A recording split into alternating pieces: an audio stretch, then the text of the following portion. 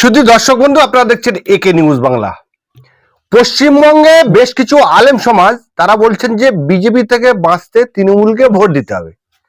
কিন্তু আমরা দেখলাম যে পশ্চিমবঙ্গ থেকে তৃণমূলের 4 জন রাজ্যসভার সংসদ যাচ্ছে রাজ্যসভায়। সেই রাজ্যসভায় কারা কারা যাচ্ছেন?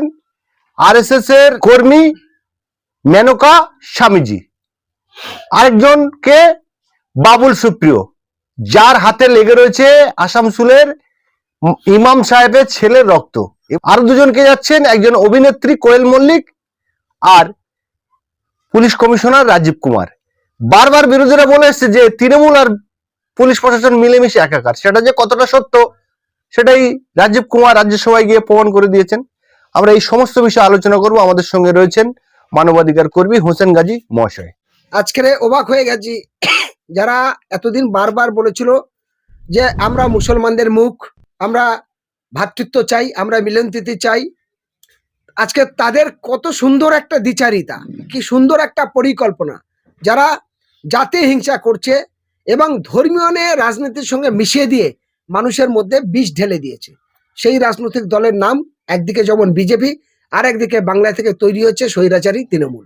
স্বৈরাচারী বলতে বিজেপি ডাইরেক্ট যেমন মুসলমানদের বিরুদ্ধে বলছে, ডাইরেক্ট হিন্দু মুসলমানের দাঙ্গা লাগানোর কথা বলছে, আর তৃণমূল কংগ্রেস ঘাড় ঘুরিয়ে, হাত দিয়ে ঘাড় ঘুরিয়ে আক্রমণ করছে।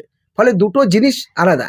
একজন গর্তের ভেতর থেকে হাত ঢুকিয়ে দিতে কামড়াচ্ছে, আর একজন ঘাসের মধ্যে তেড়ে এসে কামড়াচ্ছে।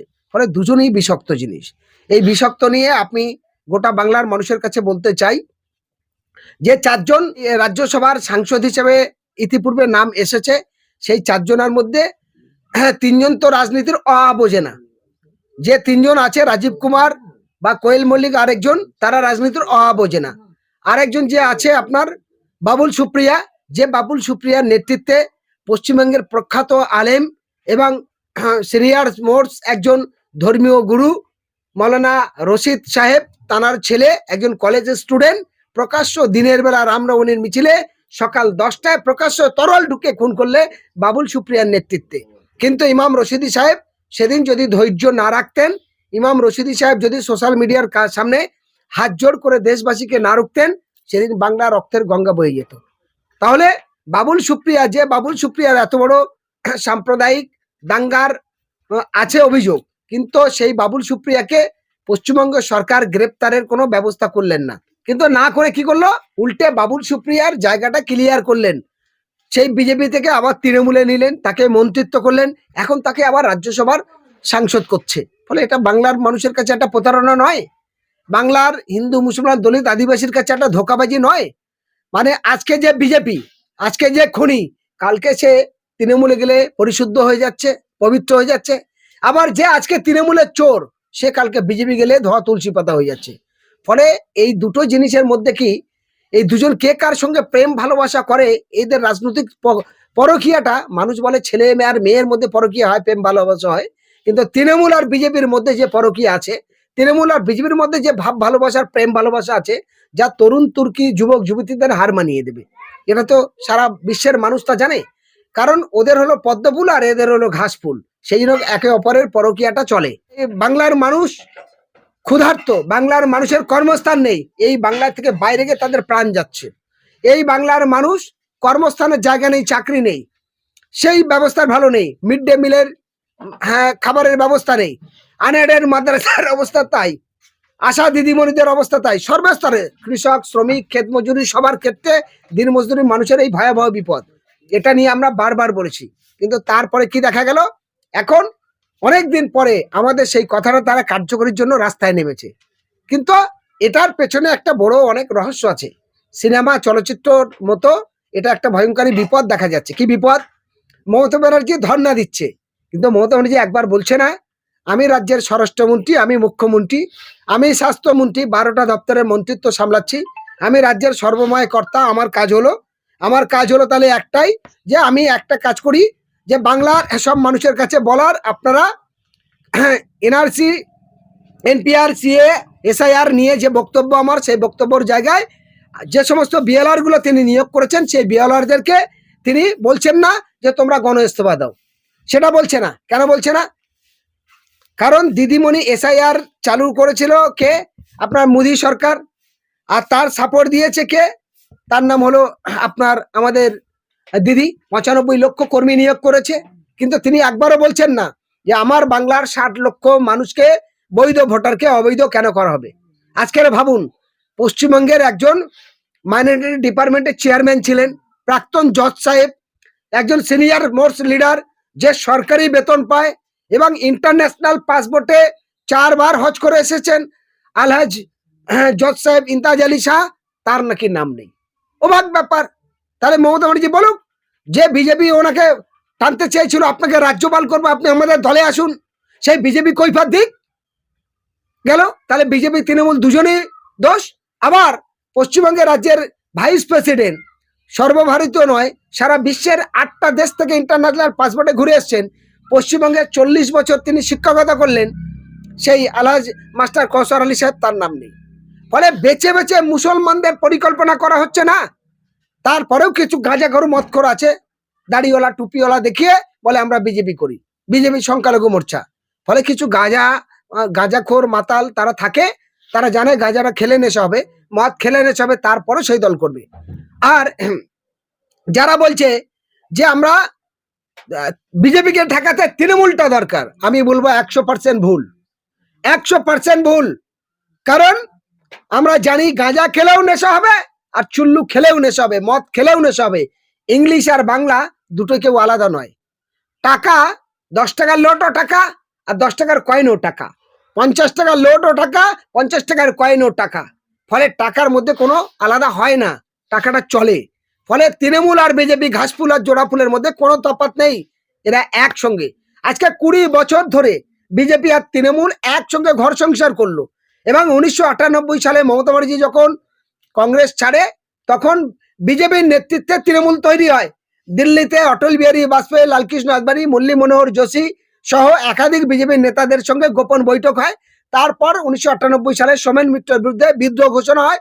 তারপর সোমেন মিত্র যখন পুরো ওদের কেন্দ্রীয় এসিসি পিসিসি মেম্বার থেকে সব জানতে পারলেন যে মমতা ব্যানার্জি বিজেপিদের সঙ্গে ঘোরতর গোপন বৈঠক করছেন, তারপর বাধ্য হয়েছিল তার কংগ্রেস থেকে বহিষ্কার করা।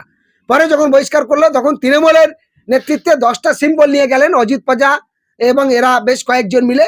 তখন তার লালকৃষ্ণ আদবানি আর অটল বিহারী বাজपेयी বলেছিল, ये हमारा बेटी का तरफ है, जब हम चाहते हमारा राष्ट्रीय जनता पार्टी का सिंबल है पद्म फूल, तो हमारा बेटी को हमारा साथ के लेके आगे बढ़ने पड़ेगा, इसीलिए हमारा चाहिए हमारा बेटी को 2 फूल, মানে জোড়া ফুল, ঘাস ফুল। চিহ্নটা চয়েস করেছিল কে? লালকৃষ্ণ আদবানি আর অটল বিহারী বাজपेयी। আজকে তাদের প্রতীক নিয়ে তো আগিয়ে গেছেন মমতা ব্যানার্জি।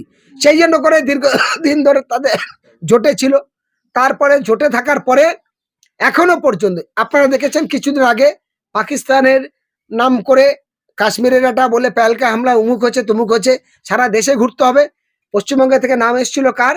ইউসুফ পাঠানে। কিন্তু তড়িঘড়ি ভাবে নরেন্দ্র মোদীরা আবার ফের কাকে পাঠালো? অভিষেক ব্যানার্জিকে। তাহলে বুঝতে হবে অভিষেক ব্যানার্জির সঙ্গে কি এদের আলাদা? বিজেপির সঙ্গে তৃণমূল যদি আলাদা হয়, তাহলে অভিষেক ব্যানার্জিকে চয়েস করতো না, এটা মনে রাখতে হবে। আমাদের বলার বক্তব্য, আমরা যে 3টে পয়েন্ট নিয়েছি আজকের এসআইআর নিয়ে, অনেক দিন পরে হলেও মমতা ব্যানার্জির নাটক যতও করুক ওই ধর্মতলায় বসে, কিন্তু সে তো একটা কথা বলছে যে এসআইআর বিরুদ্ধে, এতদিন সঠিক বলেনি, কিন্তু এখন সেখানে লাগছে। সিপিএমও নেমেছে রাস্তায়, আইএসএফ নেমেছে রাস্তায়, জেউপিও রাস্তায় নেমেছে, সিপিআইএম এর লিবারেশন নেমেছে, তাম সমস্ত সংগঠনগুলো মিলে একটাই আওয়াজ যে বাংলার বৈধ ভোটারকে অবৈধ করা যাবে না। আমি তাদের সঙ্গে একমত হব। একটাই কথা আমি চাই, আপনাদের মধ্যে সততা আছে তো? এই মুখ আর মুখোশ আলাদা নয় তো? মুখে যা বলছেন সেটা কার্যকরী করবেন তো?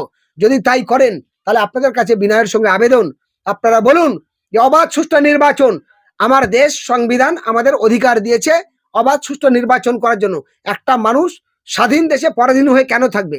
গণতান্ত্রিক দেশে দলতন্ত্র রাজিত্ব কেন হবে? কেন সে তার নিরপেক্ষভাবে ভোট দিতে পারবে না? এই আওয়াজ কি বলা যেতে পারে না? কিন্তু দুর্ভাগ্যের বিষয়, এরা সে কাজ করতে দিচ্ছে না। হ্যাঁ, যেখানে যখন পাওয়ারে ছিল, সিপিএম পিরিয়ডে দেখেছি ভোট হয়নি, অনেক জায়গায় বুথ দখল করেছে, হ্যাঁ তারা ছাপ্পা মেরেছে। তৃণমূল পিরিয়ডে এসে মনোনয়ন জমা দিতে দিচ্ছে না। আজকের বলুন দক্ষিণ 24 পরগনা সহ সারা রাজ্যের বিভিন্ন জায়গায় বুথ দখল করে নিচ্ছে।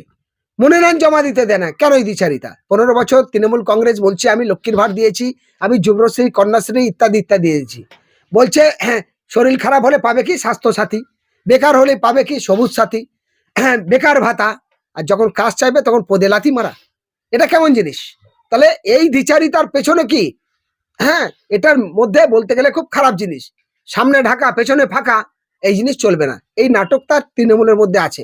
তাই আমরা চাই, আপনাদের মাধ্যমে বলতে চাইছি আজকে, যে রাষ্ট্রপতি শাসন জারি করে নির্বাচনটা করা উচিত, তাহলে সব মানুষ নিরপেক্ষভাবে ভোট দিতে পারবে। 1 নম্বর দাবি।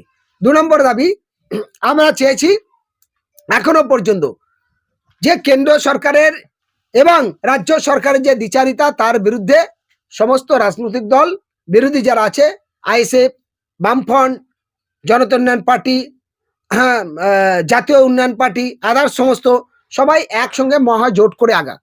যদি তারা জোট না করে, আমরা বলেছিলাম আগে যে এই মাসে কিছুদিন অপেক্ষা করব, 10 তারিখে বলেছি, আমরা আরো কয়েকটা দিন আমরা দেখব, না হলে পরবর্তীকালে দেখছি। আমি হোসেন গাজী খুব দায়িত্ব নিয়ে বলছি, বাংলার লাঞ্ছনা বাঞ্ছনা, বাংলার মানুষের অত্যাচারিত ক্ষুধার্ত অনেক দ্বিচারিতা দেখেছি। যদি আমরা 15 আজকের ধরুন 8 তারিখ, আরো আমরা 8 দিন দেখব, কারণ ওরা সময় নিয়েছিল যে 10 তারিখের মধ্যে আমাদের টোটাল ফয়সালা হবে। যদি 10 তারিখের মধ্যে তাদের ফয়সালা না হয়, আগামী 15 তারিখের পর অলরেডি ভাবে আমরা একটা প্রস্তুত নিচ্ছি। পশ্চিমবঙ্গে 294টা বিধানসভার মধ্যে আমরা 150 বিধানসভা সিটে প্রার্থী দেব এবং 150 সিটে আমরা লড়বো। অলরেডি পশ্চিমবঙ্গে 294টা সিটে 150 সিটে লড়বো। আশা করি মানুষ এই দ্বিচারিতার বিরুদ্ধে যদি একবার বিবেক বুদ্ধি দিয়ে ভাবে, তাহলে যারা মানুষের সঙ্গে বাংলার মানুষের জীবন নিয়ে খেলছে, যারা বাংলার মানুষকে নিয়ে বিচ্ছিন্নভাবে খেলছে, তাদের বিকল্প জবাব মানুষ দেবে এবং সেই ভোট আমরা পাবো। এবং আমরা হ্যাঁ, এখানে তৃতীয় ত্রিমুখী চতুর্থমুখী যখন লড়াই হবে, আমরা সরকার পরিচালনার ক্ষেত্রে একটা বড় ভূমিকা নেব। একদম খুব দায়িত্ব নিয়ে বলছি।